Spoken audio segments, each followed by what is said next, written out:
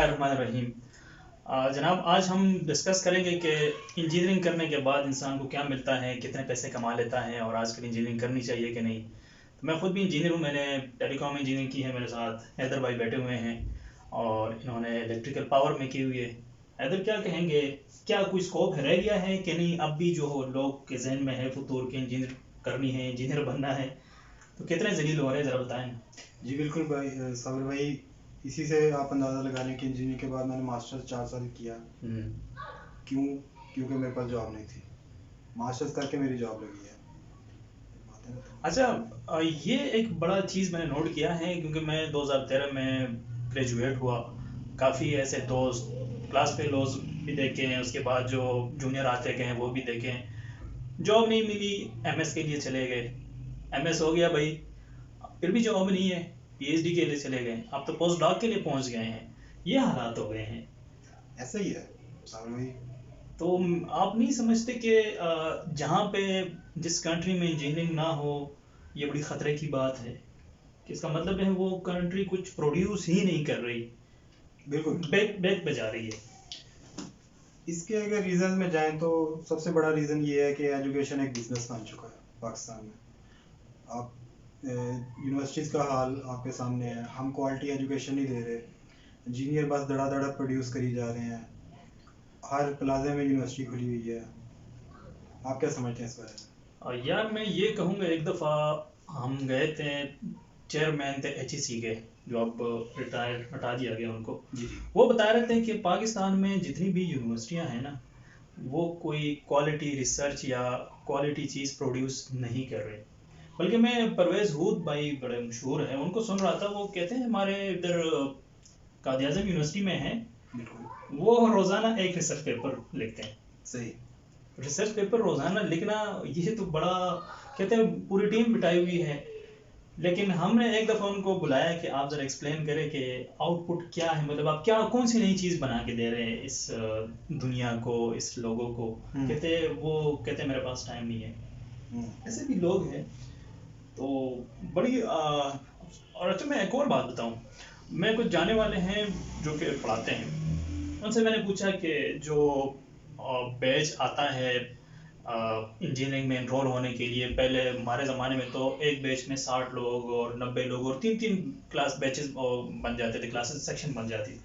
आप कहते हैं अब हमारे पास जो ज़्यादा से ज़्यादा प्राइवेट यूनिवर्सिटी में 13 बच्चे 15 लोग स्टूडेंट्स आ जाते हैं, तो कमी भी हो रही है। यानी आप कह रहे हैं कि ट्रेंड कम हो रहा है।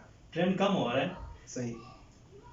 आपको नहीं, पाकिस्तानी असल में हमारा मसला ये है, एक चीज़ के पीछे लग जाते हैं, हम लकीर के फ़कीर हैं जी। हम भेड़ चाल में कोई अच्छी चीज़ देख ली, हम उस तरफ निकल पड़ते हैं। पहले जैसे साइंस में जाने का शौक़ था सबको, फिर कंप्यूटर साइंस आया, सब ने धड़ाधड़ उसमें एडमिशन लेना शुरू कर दिया। अब एआई में जा रहे हैं सारे, पता चाहे ना भी हो। और दूसरा एक मसला ये भी है, हमारे यहाँ कैरियर काउंसलिंग का बहुत फुकदान है। हाँ, ये तो है। हमें जब हम एक बच्चा अपने मिडिल में होता है या मैट्रिक में होता है, उसको समझ ही नहीं आती कि मैंने कैरियर कौन सा चूज़ करना है, किस में मेरी एबिलिटीज़ हैं ज़्यादा, और मुझे कौन सा प्रोफेशन मुझे सूट करेगा। अच्छा, ये भी हमारे यहाँ तो पता नहीं आपकी तरफ ये कंसेप्ट था कि नहीं, इंजीनियरिंग या मेडिकल, अदरवाइज मौत, कोई और रास्ता नहीं है। बिल्कुल। और वालिदैन का भी मैं ये कहना चाहता हूँ, वालिदैन की भी एक्सपेक्टेशंस होती हैं।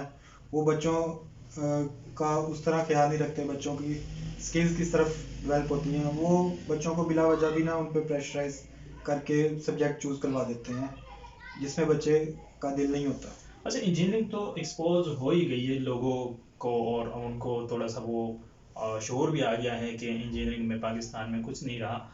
मैं डॉक्टर अफान साहब हैं, बड़े मशहूर हैं, उनको सुन रहा था। उन्होंने जो बताया कि मेडिकल फील्ड डॉक्टर बनने के बाद उन बेचारों का भी आहिस्ता आहिस्ता वही हाल होता जा रहा है। वो उनकी जो सैलरीज बता रहे थे कि एक कोई 300 के लगभग पोस्टें आई थी, पता नहीं 11,000 डॉक्टर्स ने उस पर अप्लाई किया हुआ था। साबिर भाई, हर फील्ड में यही अब जो जाना है, हमारे पास जॉब्स बहुत कम है।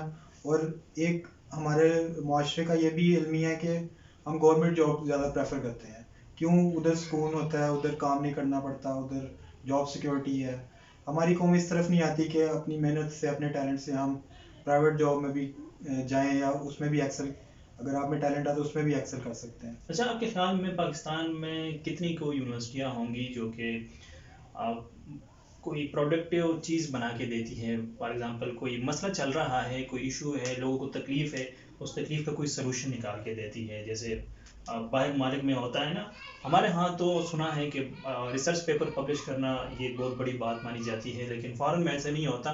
वहाँ पे इंडस्ट्रीज अपने प्रॉब्लम लेके आती है कि ये हमारा प्रॉब्लम है, इसका सलूशन निकालें।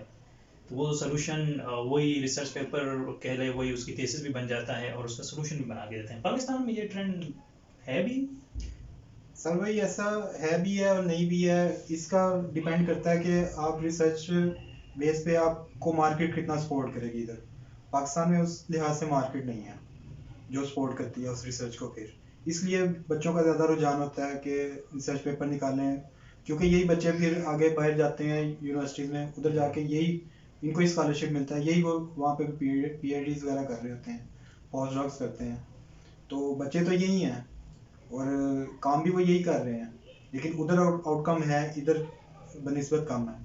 इसका मतलब है इंडस्ट्रियल और यूनिवर्सिटीज़ का लिंकेज बड़ा ज़रूरी है। बिल्कुल। सिर्फ ये नहीं है कि वालिदैन पैसे लगाएं बच्चों पे, जो इंडस्ट्रियलिस्ट हैं उनको भी अपने प्रॉब्लम्स के लिए यूनिवर्सिटीज़ की तरफ रुजू करना चाहिए, ताकि उनको उन पे इन्वेस्टमेंट की जाए वो कोई चीज़ आपको। लेकिन स्टार्टअप्स तो सपोर्ट हो रहे हैं IT लेवल पे, ऐसा है। लेकिन ये जो बाकी इंजीनियरिंग कोर इंजीनियरिंग्स है, इलेक्ट्रिकल होगी, मैकेनिकल, इस पे मेरे ख्याल में थोड़ा सा डाउन है काम। इसका एक रीज़न ये भी हो सकता है कि IT की फील्ड थोड़ी न्यू है, इसलिए उसमें से जो आउटपुट आ रही है वो ज़्यादा प्रोमिनेंट होती है। हमारी फील्ड्स इंजीनियरिंग की हो जाए या दूसरी साइंसेस, ये काफ़ी देर से चली आ रही है, तो इसमें नोवेल्टी थोड़ी ज़्यादा प्रोड्यूस करना मुश्किल हो जाता है। IT में आसान रहता है ज़रा।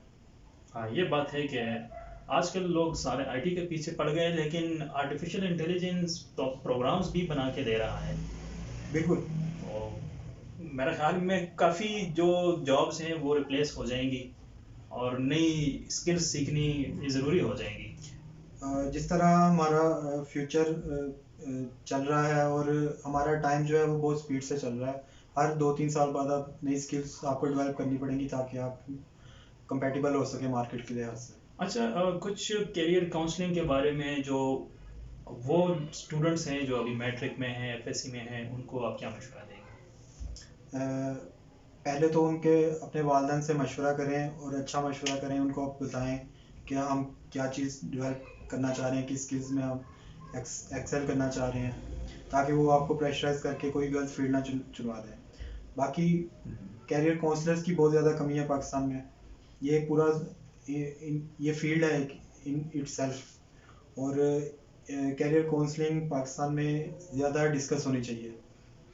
करियर काउंसलिंग बहुत ज़रूरी है, और मैं ये मशवरा बल्कि रिक्वेस्ट करूँगा कि जो लोग प्रोफेशनल बन गए हैं, एजुकेशन उन्होंने हासिल कर ली है और उनके पास एक्सपीरियंस आ गया है, तो खुदारा ये मोबाइल उठाएं और थोड़ा सा अपने आने वाली जनरेशन की करियर काउंसलिंग यहाँ से करें। पैसे अगर आप इंस्टीट्यूट खोलते हैं और जैसे बाहर मालिक में होता है और काउंसलिंग करते हैं, तो पाकिस्तानी अवाम ऑलरेडी बहुत गरीब है और पेरेंट्स बहुत पैसे लगाते हैं, तो फ्री में ये बता दिया करें। ये वीडियोस, आजकल सोशल मीडिया का दौर है, किसी का भला हो जाएगा। दुआ में याद रखिएगा। अल्लाह हाफ़िज़।